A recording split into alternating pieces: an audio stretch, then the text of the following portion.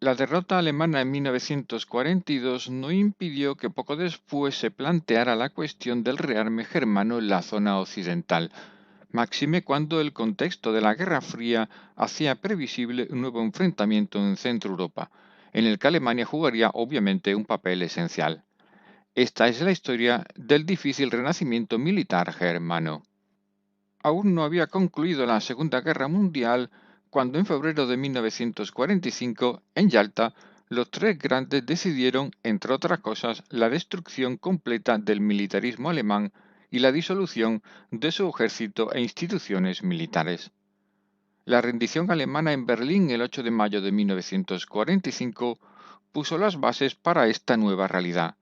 que se basaba en la idea de que la desmilitarización y la desnazificación debían ir de la mano para construir una Alemania democrática y pro-occidental. No obstante, el documento clave fue la Declaración de Berlín del 5 de junio de 1945, firmada por la URSS, Gran Bretaña, Francia y Estados Unidos, mediante la cual se disolvía oficialmente el Tercer Reich y se creaba el Consejo de Control Aliado en su sede de Berlín. El Consejo de Control Aliado fue el encargado de la disolución del ejército alemán, su posterior reconstrucción y la creación de un gobierno de ocupación militar aliado. A su vez, el Acuerdo de Potsdam del 3 de agosto de 1945 estableció las bases para la desmilitarización de Alemania, las reparaciones de guerra y el procesamiento de los criminales de guerra, creando además sectores de influencia soviéticos en el este y occidental en el oeste. Originalmente se pensó gobernar Alemania como una unidad a través del Consejo Aliado de Control, cuyas decisiones debían ser obviamente unánimes.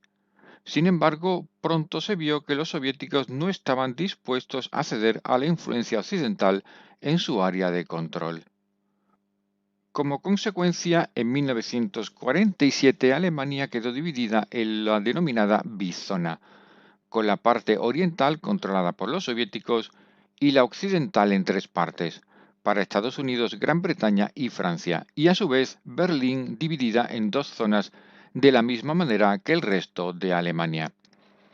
Esto supuso en la práctica la creación de un gobierno militar aliado en Occidente distinto del gobierno militar soviético en el este, y por tanto una toma de decisiones respecto a lo que hacer con las fuerzas alemanas distinta. Hasta la creación de la República Federal Alemana en Occidente el 23 de mayo de 1949, las decisiones respecto al ejército alemán fueron tomadas en la parte occidental por el gobierno de ocupación militar, mientras que en Alemania Oriental fueron tomadas directamente por Moscú.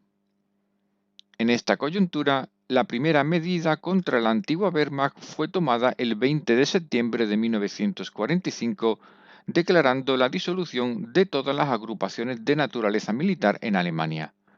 seguida por la Ley 34 de agosto de 1946,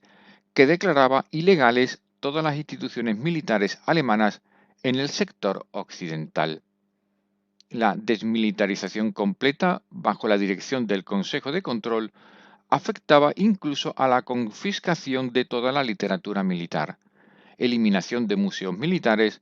y la entrega de todo tipo de armas, incluyendo escopetas de caza y armas blancas.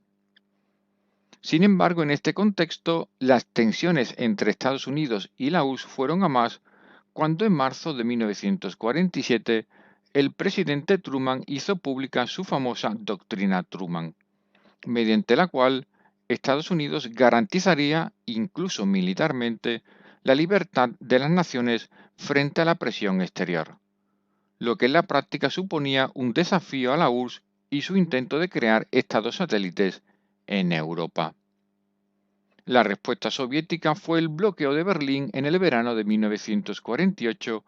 que estuvo cerca de provocar un conflicto armado con Occidente. A su vez, y como respuesta al bloqueo ruso, el Senado de Estados Unidos aprobó el 11 de junio de 1948 la famosa resolución Vandenberg, que permitía al gobierno americano firmar alianzas militares fuera del continente americano. Esta resolución es muy importante porque fue la base sobre la que se firmó el 4 de abril de 1949 la Organización del Tratado del Atlántico Norte, u OTAN, cuyos firmantes originales fueron, además de Estados Unidos, Bélgica, Dinamarca, Francia, Gran Bretaña, Islandia, Canadá, Luxemburgo, Holanda, Noruega y Portugal. Sin embargo, la Constitución alemana aprobada en 1949 prohibía expresamente la existencia de fuerzas armadas propias, e incluso el canciller Adenauer no vio con buenos ojos un posible rearme germano, a pesar de que era evidente que el futuro campo de batalla sería de nuevo Alemania. Curiosamente, en 1950 se formó un comité para estudiar la cuestión, presidido por el antiguo general von Wittinghoff, y entre los que se encontraban también antiguos generales como Heusinger y Speidel. Este comité decidió que el único peligro real podría venir de la Unión Soviética, pero que la conformación de un ejército alemán debía hacerse ampliando las 5 divisiones aliadas presentes en Alemania en aquel momento. Igualmente, el comité argumentó que harían falta 12 divisiones alemanas más otras 12 aliadas, aunque siempre bajo la premisa de actuar conjuntamente y únicamente dentro de Alemania ante un hipotético ataque soviético. Como es natural, los franceses se negaron a la creación de un ejército alemán, pero las presiones americanas y el clima turbio con la Unión Soviética llevaron a la aprobación el 9 de mayo de 1952 del Tratado sobre la Comunidad Defensiva Europea,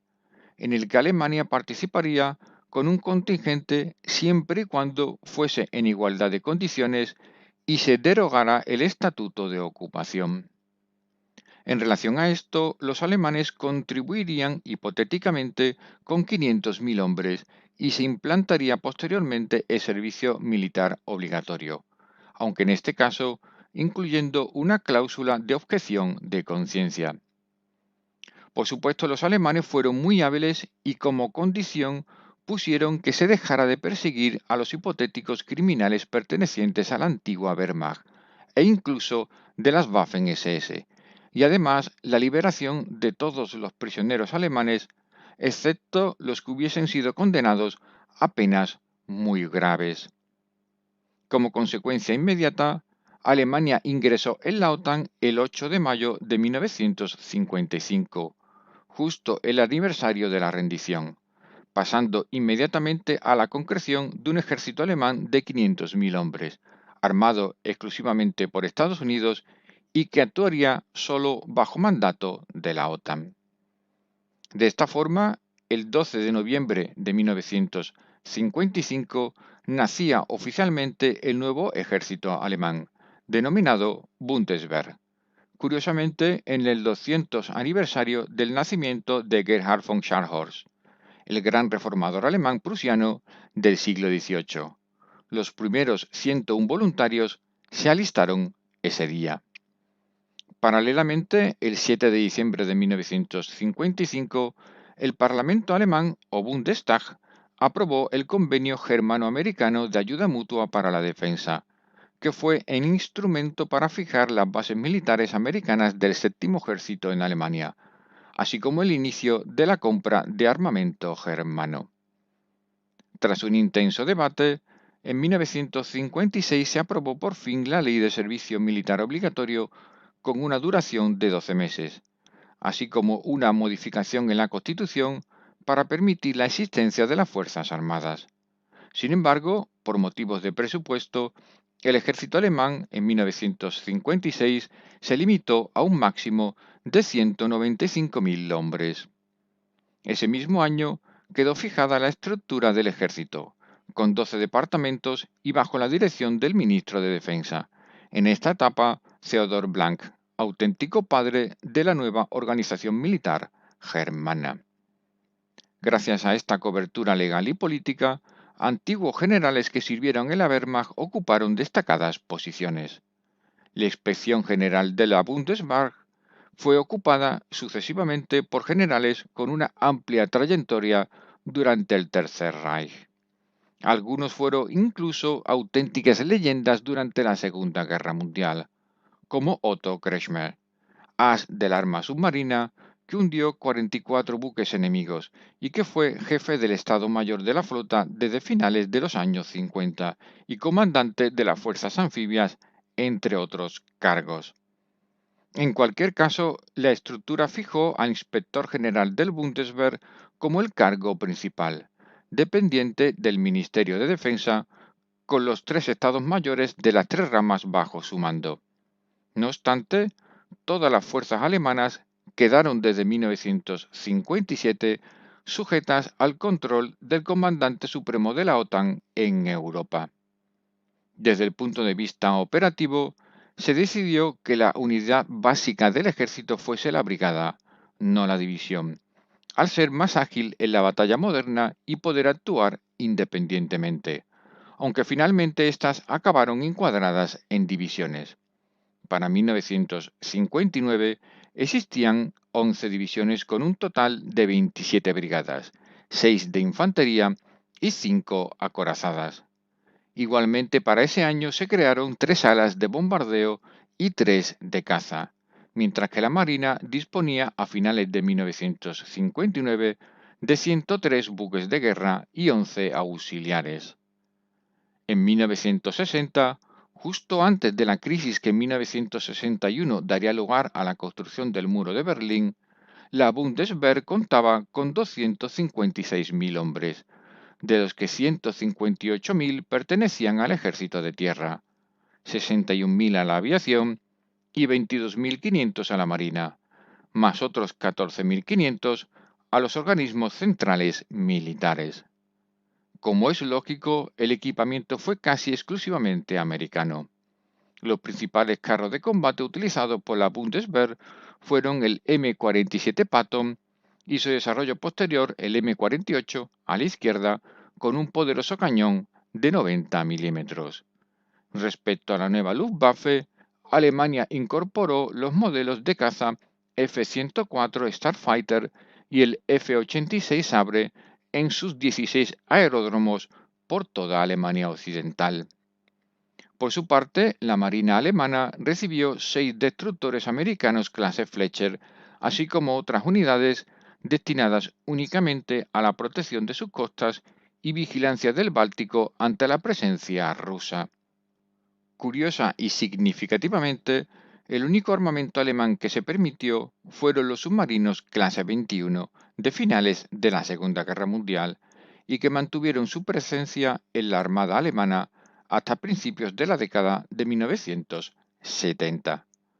Por otra parte, mediante el Tratado de Bruselas de 1954, se prohibió a Alemania disponer de armas de destrucción masiva propias, aunque no pudo evitar el despliegue de las americanas en su territorio, en especial armas tácticas integradas en el 33 Escuadrón Táctico Norteamericano, que desplegó no menos de 20 cabezas nucleares hasta comienzos de 1960.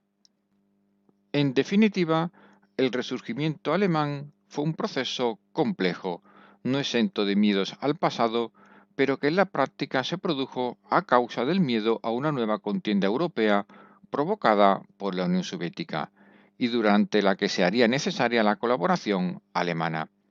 Sin embargo, quedó fuertemente limitado por los intereses americanos, el temor francés